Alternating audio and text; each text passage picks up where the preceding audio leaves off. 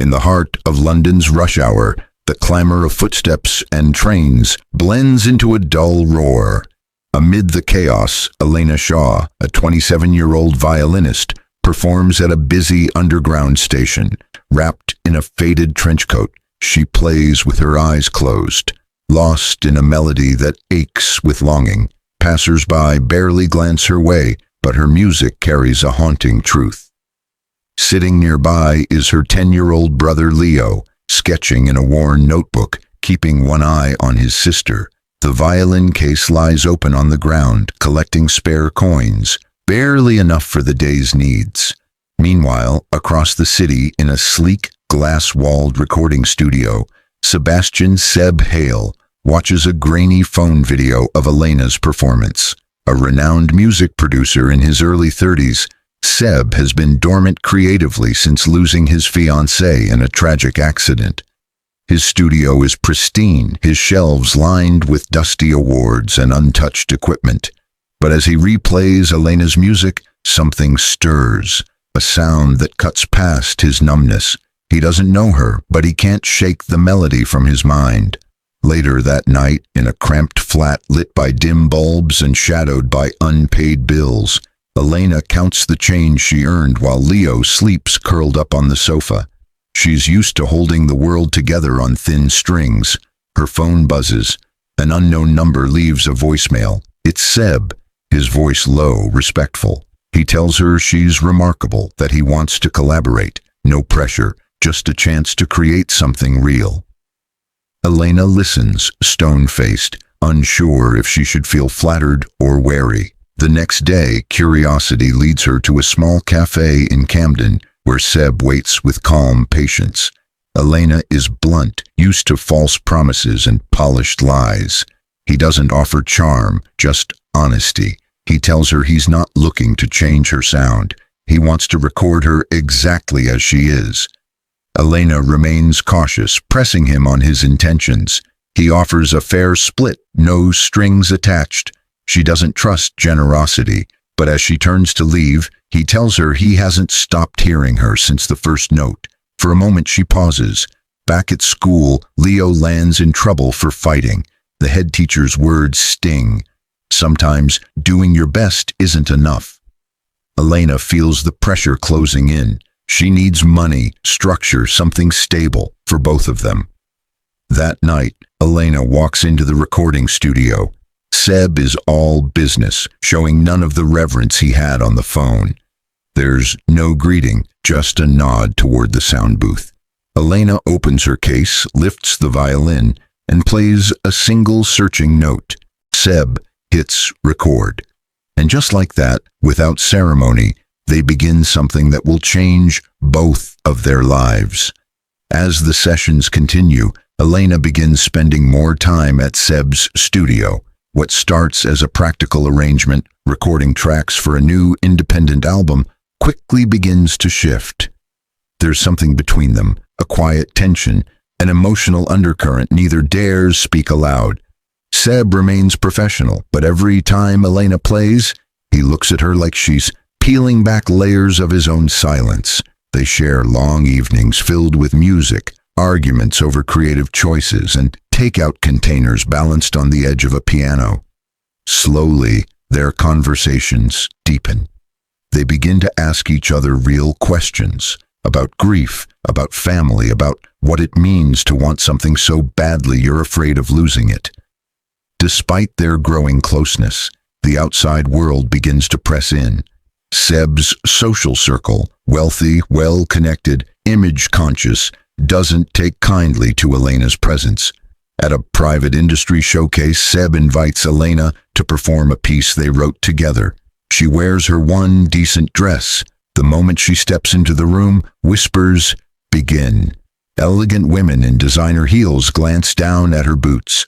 Producers nod with polite smiles, but no real warmth. Seb's former flame, Isla Winter, a well-known singer with perfect posture and sharper words, makes it clear Elena doesn't belong. Later that night, Elena confronts Seb. "You brought me in like I was some project," she says. "Just another track to polish." Seb is stunned, hurt. I brought you in because you were the only real thing in a room full of artifice. His voice cracks on the last word, and it lingers between them, unsaid but understood.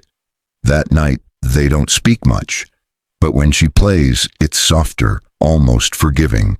At home, Leo has begun acting out.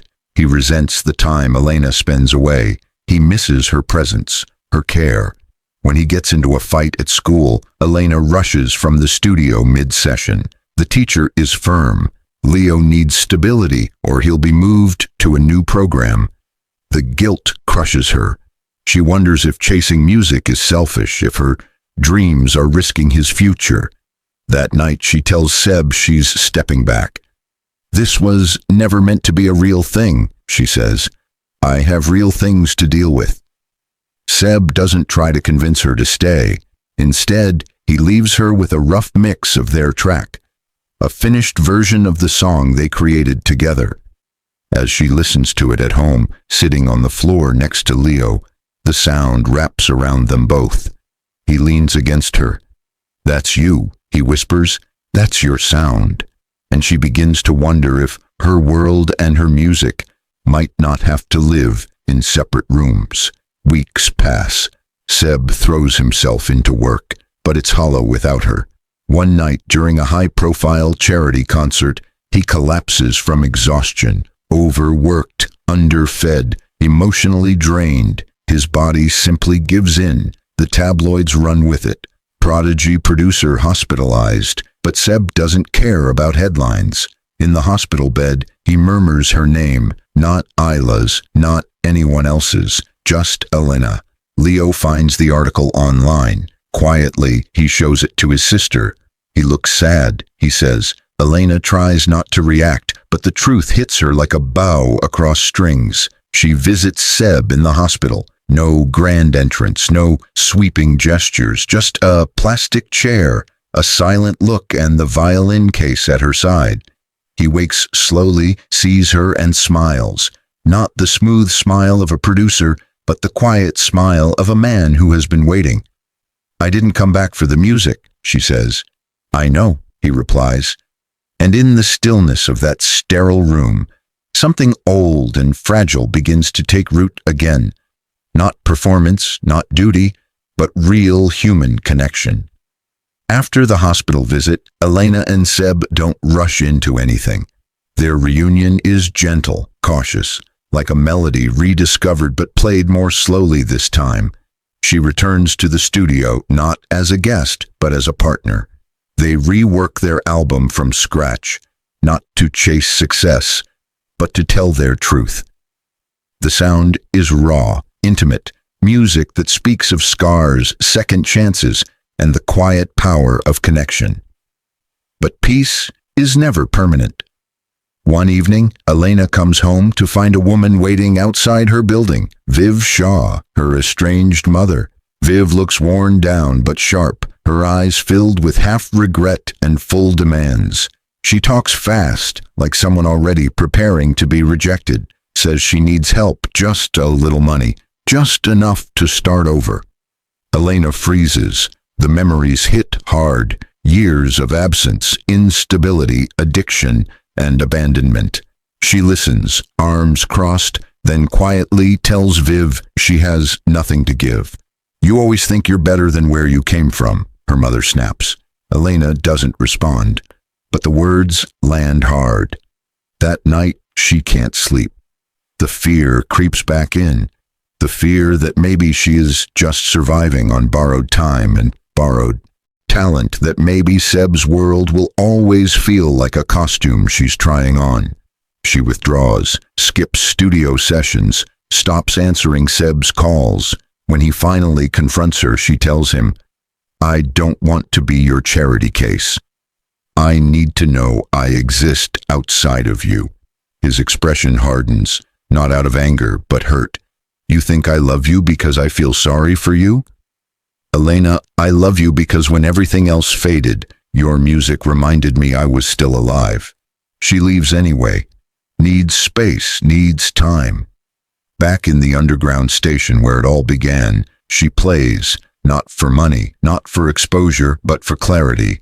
As she plays, Leo watches from the edge. His face is older somehow, more knowing. The turning point comes unexpectedly. A few days later, Leo hands her an envelope. Inside, a flyer. Their first track, Threadbare Sky, has gone viral. Seb released it, but didn't take credit. It's listed only under Shaw. The track is being played in cafes, on indie radio.